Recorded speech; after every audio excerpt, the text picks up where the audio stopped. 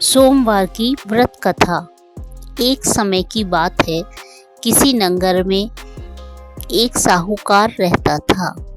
उसके घर में धन की कोई कमी नहीं थी, लेकिन उसकी कोई संतान नहीं थी। इस कारण वह बहुत दुखी था।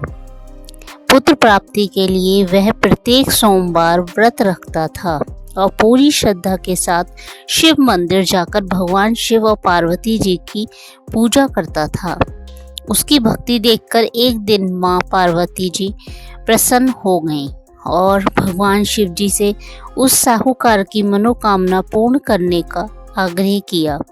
पार्वती जी की इच्छा सुनकर भगवान शिव ने कहा कि हे पार्वती, इस संसार में हर प्राणी को उसके कर्मों का फल मिलता है और जिसके भाग्य में जो हो उसे भोगना ही पड़ता है।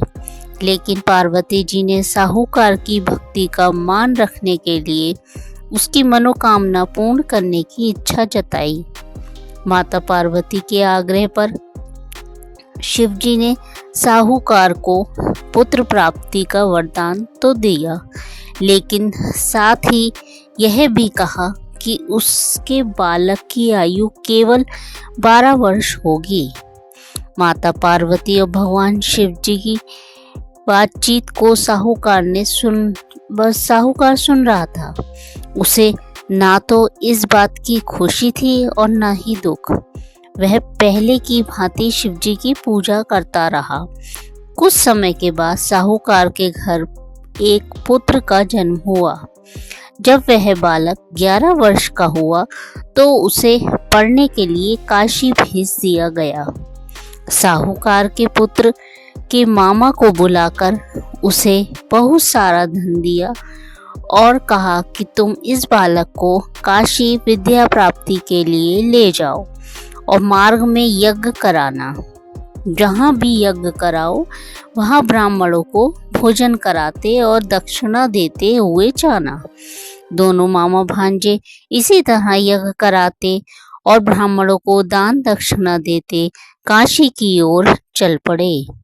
रात में एक नगर पड़ा, जहाँ नगर के राजा की कन्या का विवाह था। लेकिन जिस राजकुमार से उसका विवाह होने वाला था वह एक आंख से काना था। राजकुमार के पिता ने अपने पुत्र के काना होने की बात को छुपाने के लिए एक चाल सोची।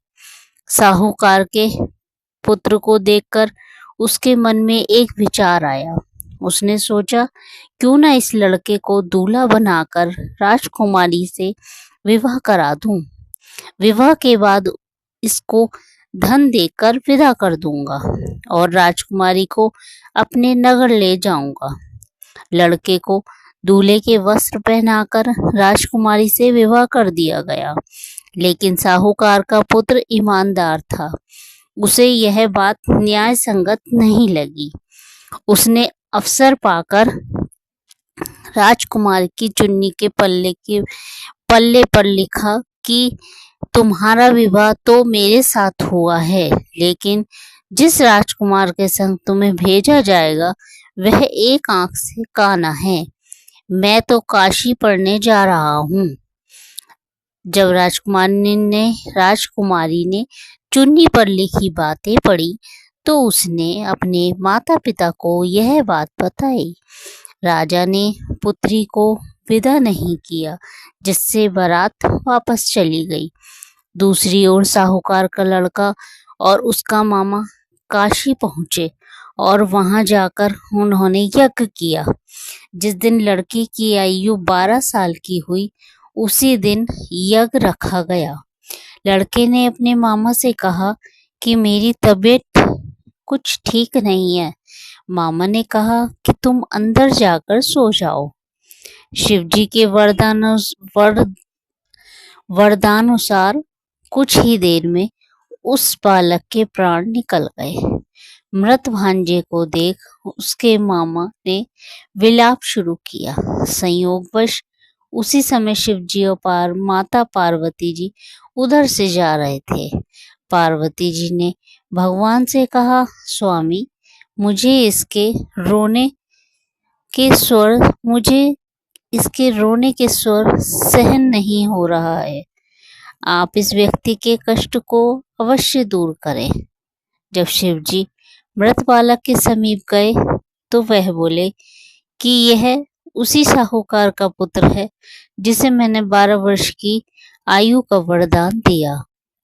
अब इसकी आयु पूरी हो चुकी है, लेकिन मातृभाव से विभोर माता पार्वती जी ने कहा कि हे महादेव, आप इस बालक को और आयु देने की कृपा करें, अन्यथा इसके वियोग में इसके माता पिता भी तड़प तड़प कर मर जाएंगे। माता पार्वती के आग्रह पर भगवान शिव ने उस लड़के को जीवित होने का वरदान दिया। शिव जी की कृपा से वह लड़का जीवित हो गया। शिक्षा समाप्त करके लड़का मामा के साथ अपने नगर चल दिया। दोनों चलते हुए उसी नगर में पहुंचे जहां उसका विवाह हुआ था। उस नगर में भी उन्होंने यज्ञ का आयोजन किया। उस लड़के के ससुर ने उसे पहचान लिया और महल में ले जाकर उसकी खातिरदारी की और अपनी पुत्री को विदा किया। इधर साहूकार और उसकी पत्नी भूखे प्यासे रहकर बेटी की प्रतीक्षा कर रहे थे। उन्होंने प्रण कर रखा था कि यदि उन्हें अपने बेटे की मृत्यु का समाचार मिला तो वह भी प्राण त्याग देंगे, परंतु अपने बेटे के जीवित होने का समाचार पाकर वह बेहद प्रसन्न हुए। उसी रात भगवान शिव ने व्यापारी के स्वप्न में आकर कहा, हे श्रेष्ठी, मैंने तेरे सोमवार के व्रत करने और व्रत कथा सुनने से प्रसन्न होकर तेरे पुत्र की को लंबी आयु प्रदान की है। इसी प्रकार जो कोई सोमवार व्रत करता है, कथा सुनता है, उसके सभी दुख दूर होते हैं और समस्त मनोकामनाएं पूर्ण होती हैं।